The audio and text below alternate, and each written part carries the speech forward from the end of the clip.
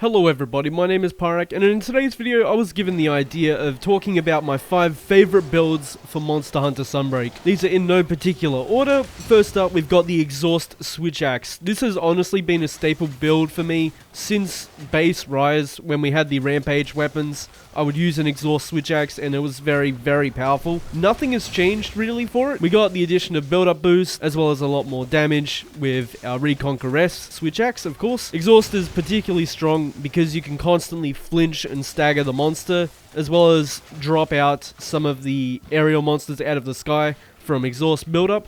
It'll actually knock them down for a solid bit. Exhaust Switch Axe also gets the same amp gauge buildup that an elemental vial build would get, as well as our boost from build-up boost. As I just mentioned, we get a 20% boost on every single swing while we have our amp gauge full, which equates to a lot more damage, especially from our juicy counters. And with it being a raw build, of course, you can run Blood Awakening or Heaven Sent with it. I do recommend Heaven Sent out of the two, as it'll remove the Switch Axe's biggest issue, which has always been sharpness. Heaven Sent level 3 will essentially make it so you don't need to try and get sharpness back anymore, because it'll give you Protective Polish, which is a skill you should be running on most Switch Axe builds. This one it's not as necessary because we run a lot of handicraft, but you can definitely run that and then slot in a lot more damage through things like Adrenaline Rush or the Hellfire Cloak knockdowns and whatnot. Or you can run Blood Awakening, which is what this build you're seeing in the background is, which essentially means every time you get a part broken and you heal 150 HP, you should gain 40 raw,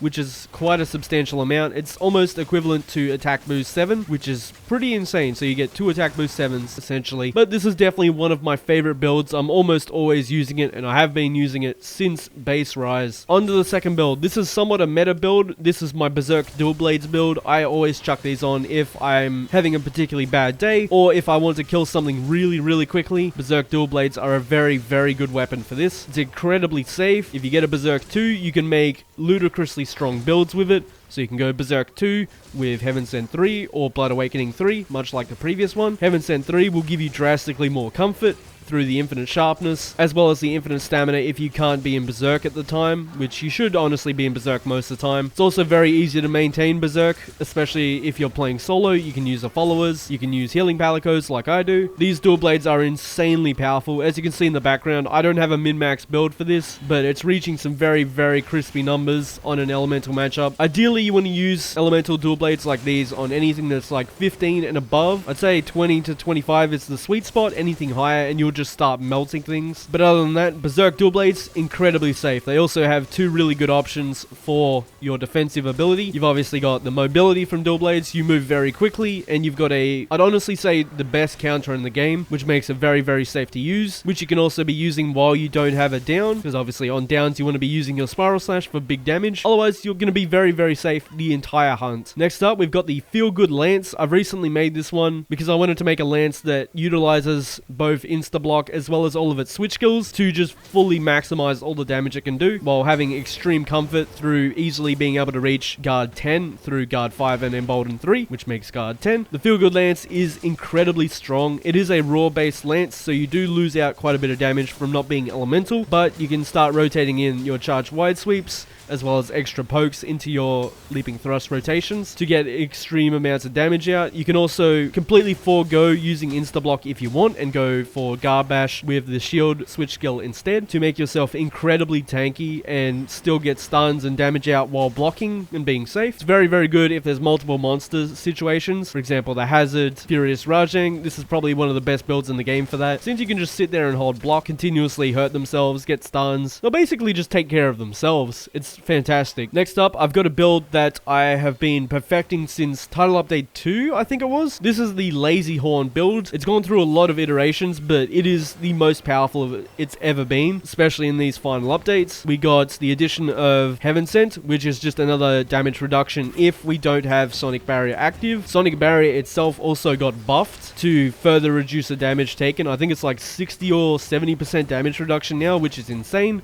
as well as the hyper armor through attacks. this. Our Silkbind Shockwave lasts a bit longer, so the uptime on our damage is a little bit higher. We got the addition of Heaven Sent level 3 once again. This will solve the sharpness issues that it had throughout the game, because essentially you will constantly be hitting bad hit zones, so you can't rely on Master's Touch or anything like that. Heaven Sent removes that issue entirely, so you can just constantly pump out damage without losing sharpness, without losing health. You get constant Anomaly Blight, because that's the end game of this game, is fighting anomaly monsters who give you Anomaly Blight, and then you can heal through everything. As you can see, I've got the example in the background. I'm fighting one of the most aggressive monsters in the game, and just tanking through everything he's doing with relative ease. You can also pair it with the followers, which I have for the background footage, just to make the hunt a little bit faster. I don't even need their support, to be honest, but they do make the hunt a little bit faster, so I had them for this. I will note, this is probably the weakest build out of the 5, just because Hunting Horn's reliance on elemental damage is quite extreme. You can still do somewhat decent times, as you see in the background. I got a 10-minute time on this, but generally speaking, you're going to lose out to every single other build that's using elements. If you fight other raw builds, you might come out on top, just because this build doesn't stop attacking, and that's how it's supposed to be played. You mash 2 buttons, the monster can't hurt you, and you just bully the monster, essentially. Alright, and last but definitely not least, the Spinning Axe Charge Blade builds. I do recommend using an elemental variation of this, just because it'll do a little bit more damage, but the blast version that you're seeing in the background can also put in some nice work. Some skills that I recommend that don't show on the build that I'm showing in the background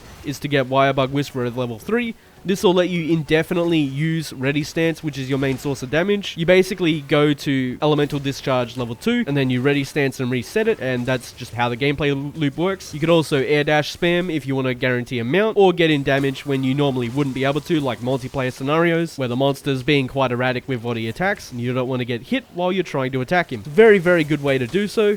You definitely want to be using an Impact Charge Blade. It's quite important to get those extra stuns for more knockdowns, as it's not a traditional Charge Blade build where you land big vial damage. You're kind of just relying on the Spinning Axe to do damage. So having the impact stuns is very, very nice from hitting them while you have vials from either ED1 or ED2. It's very, very efficient in that sense. You don't need Load Shells 2 with this build either. You just need to get your shield charged, and then you don't need to worry about generating any vials whatsoever. Doing damage will generate them for you, because that's how Spinning Axe essentially works, is it builds up vials as you attack during Spinning Axe. Well, everyone, that has been 5 of my favorite builds that I've been using in Monster Hunter Rise and Sunbreak. I definitely recommend trying out a lot of these. They're not going to put out the same amount of times that full meta builds will, but they will still do decent times, as you're seeing in the background. I think all of these were sitting around 10 minutes, which isn't too bad at all. Traditional builds with most players can get maybe 7 to 14 minute times, so 10-minute times are pretty damn good. As always though, thank you so much for watching, and I hope to see you on the next one.